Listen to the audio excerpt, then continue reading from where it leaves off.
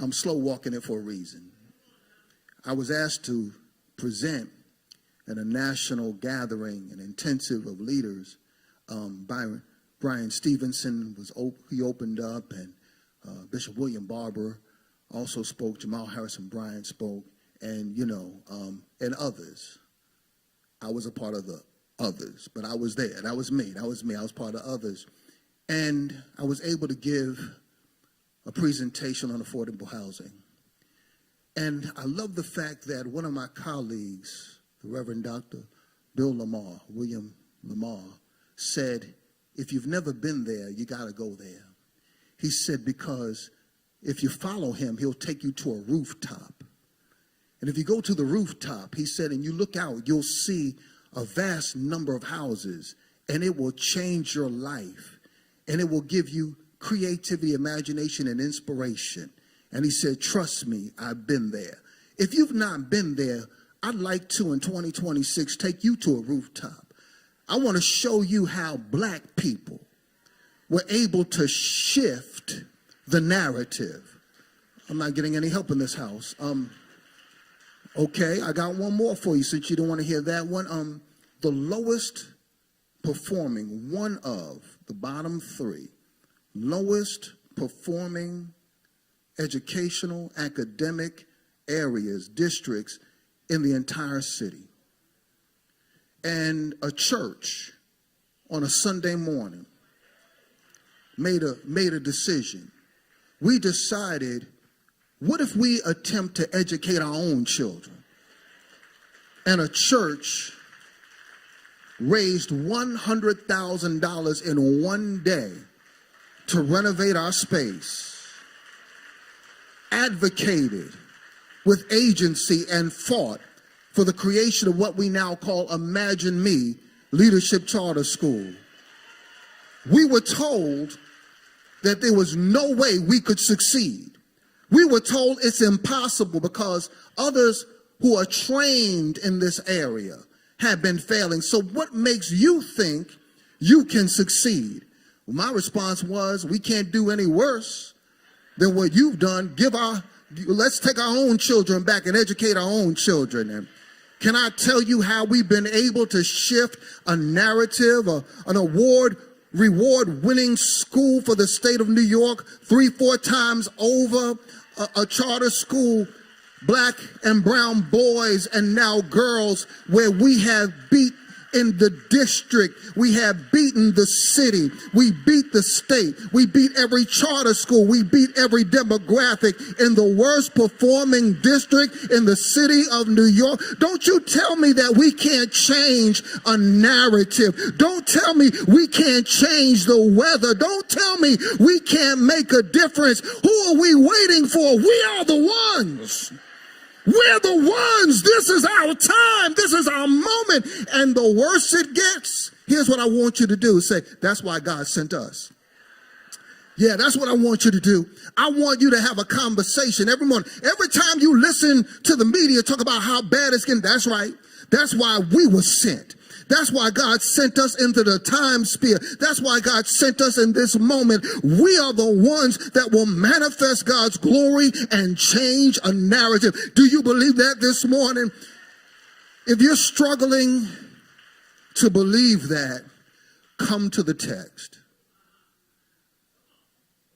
Ezekiel, the prophet, in this textual tableau, this pivotal picture where God sends the prophet into the midst of a valley full of dry bones. And the question is raised by God to the prophet, can these bones live? I want to raise the contextual question, how did the bones get there? If we contextualize and then situate this story to our current context and milieu, we would discover that the bones were there because of a leadership crisis.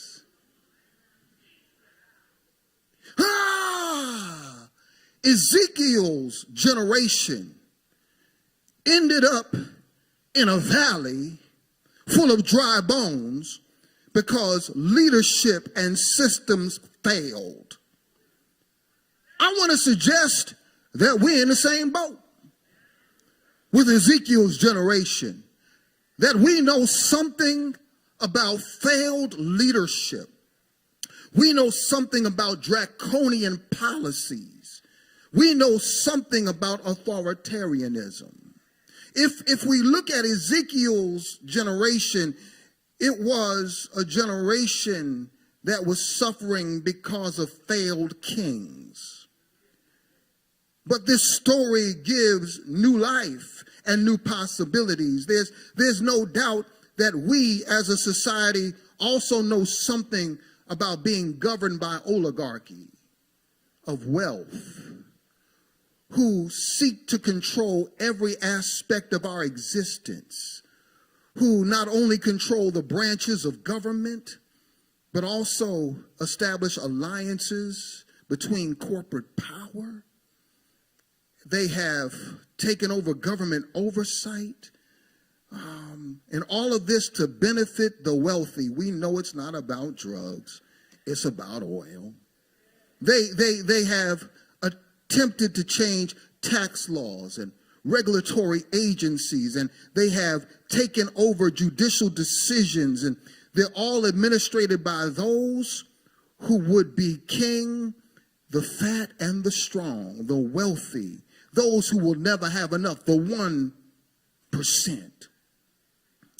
And they've left the people of God destitute and in despair. This was the context of Ezekiel's dream, prophecy, the word that the Lord gave to Ezekiel. And the question was raised to Ezekiel, and I want to raise the question to us this morning. Can these bones live? I mean, hear me good, hear me good. Can these bones live? Where we are right now, are we bereft of hope, living in despair, or will we respond in the affirmative to the query of the Creator? Can these bones live? I want to share with you this morning that authoritarianism, it breeds off of despair. It grows off of hopelessness. They want to take your heart so you won't have strength to fight. But can I tell you why we're here this morning? I know some of you just may have come out for your song this morning. Some of you may have come out just to hear a sermon that will inspire you. But I come this morning to tell you, we come to get our breath. This is a space and a place where we can breathe again. Do I have any witnesses here today? Do you know what it is to have to gasp for air? I mean, you don't even have to have some great disease or malady in your body. If you're like me, I've been called a big baby when I catch a bad head cold. Because I just don't like the feeling of not being able to breathe. Don't talk about me. I've been told that from ever since I've been a child. I've heard that I revert back to childhood when I get a bad head cold, because I just don't like the idea of not being able to breathe. Late at night when my nose is all stopped up, I jump up because I don't like the idea of not breathing. Do you know something about not being able to breathe? Do you know something about having to gasp to get air? Maybe there's somebody, perhaps you were submerged underwater and you were struggling to get back to the surface so you could breathe again. See what authoritarianism will do. It will try to take your air out of your lungs. It will try to take your breath. But when I come to worship at St. Paul Community Baptist Church, I'm getting some oxygen. Do I have any witnesses here? I feel like preaching right here.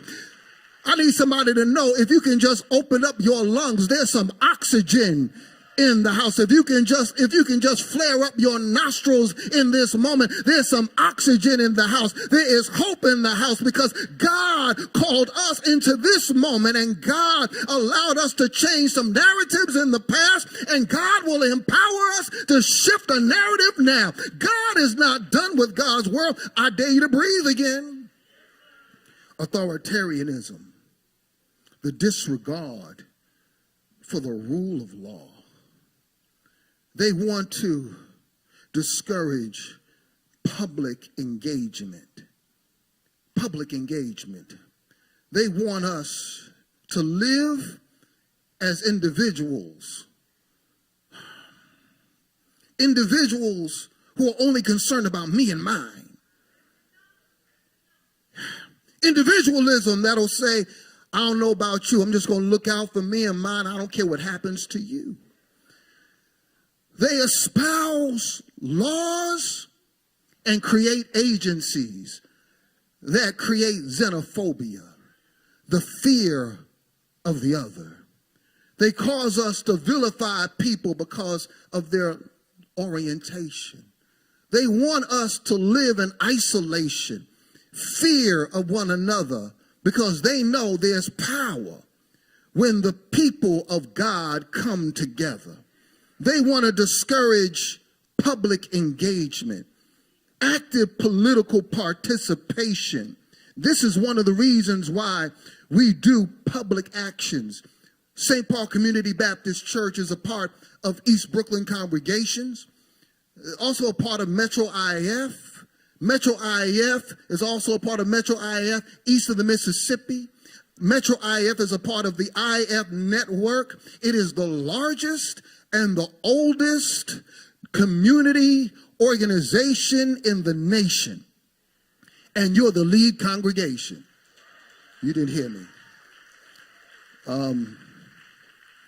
Okay, y'all didn't shout enough on that for me. Queen Mother was the one, as the story was handed to me, I was told that it was Queen Mother, Sarah Plowden, and Isi Okoto, who went to a meeting one day, and they realized that something was happening and that we should be a part of the solution. And they went to my predecessor, the Bishop Johnny Ray Youngblood. They said, Dr. Youngblood, they said something's getting ready to happen.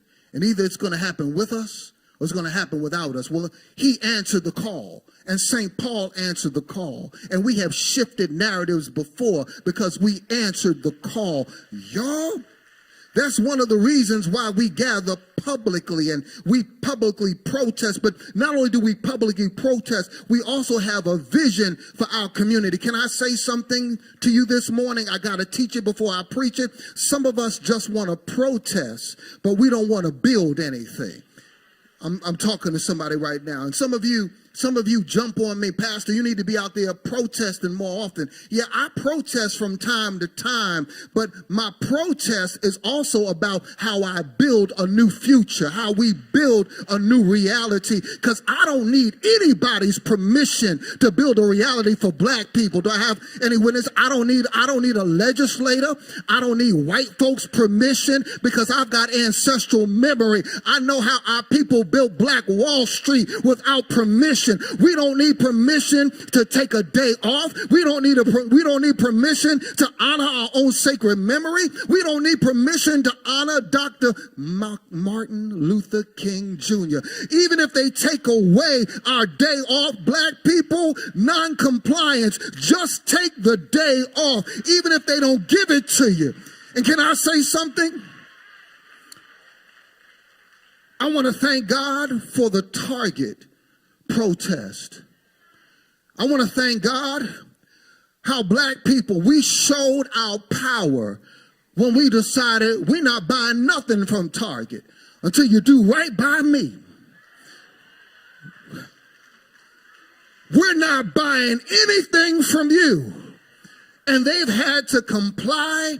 They've had to come to the table. And if that doesn't show us anything, it ought to show us we have the power to shift narratives. You didn't hear me today. You didn't hear me today. Black people, we don't even recognize our own worth, wealth, and value.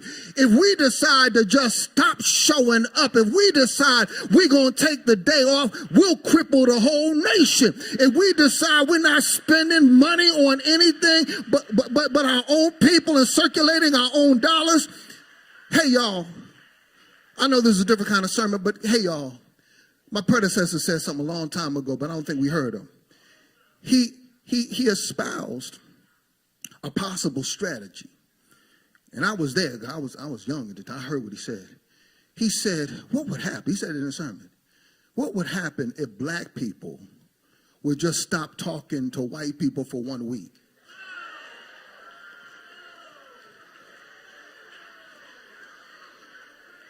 They wouldn't know what we were thinking. You drive the country crazy. I mean, black people, we allow the system, we allow oppression and domination to take up too much room in our minds. What if we didn't talk to anybody but ourselves for 1 whole week, and we didn't spend money in the system, and we divested from the system? The whole system would collapse because we've got more power than we realize. We can change. Preach, black man. We can change the narrative. Look at a neighbor, say, we have the power.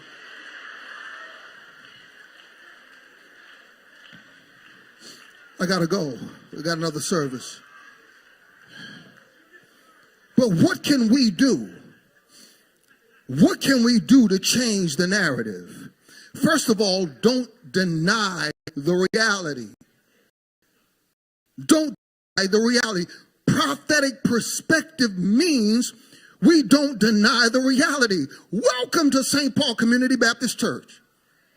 We are not trying to be like other churches. Do not follow me to my car and tell me what other churches are doing. I don't have that assignment. I'm not here to shout you every week, make you feel good, and make you go back to the same hell you just came from.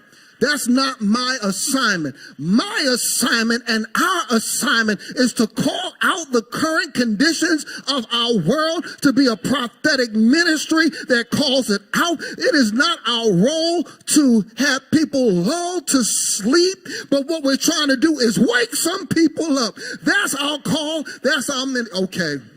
Y'all keep adding 2 minutes to the sermon. I was supposed to be done by now, but y'all ain't saying nothing back to me. So I got to tell another story. One of my colleagues, good friend of mine, he didn't mean no harm. He said to me, Brawley, we had a conversation about you. I said, what? He said, preachers, we were talking about you the other day. We were talking about your church. I said, yeah, we've come to the conclusion. People don't come to your church to join your church to find Jesus. I said, what? Oh, fight was. He said, hold up. They could join anybody's church to find Jesus. He said, folks join St. Paul because they want to get into a fight. Where are the fighters sitting at? Where are the fighters? Put your foot in the ring. Where are the fighters at? I dare you to look at a neighbor and say, you sit next to a fighter. And if I see a good fight, I'm going to get in it. I was born to fight. I was born to struggle. I was born to win. I want to know, where are the fighters sitting at? Is there anybody here who's ready to fight? You should have known, please be seated, I got more to go. You should have known before you joined this church what you were getting into. It's in my name. Brawl. Lee.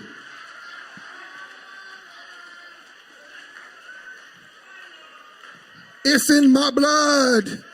I just like to fight. How about you? Can I talk to some parents who are ready to fight for the future of your children? Can I talk to you where you're sitting at? Can I talk Can I talk to some mature saints who are tired of our seniors having to make a decision between meals and medication? Where is your fight?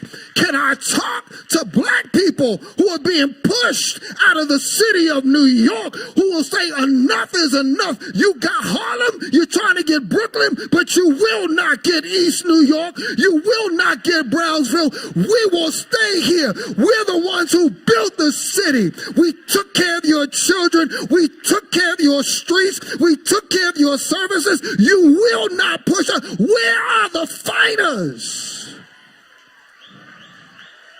Prophetic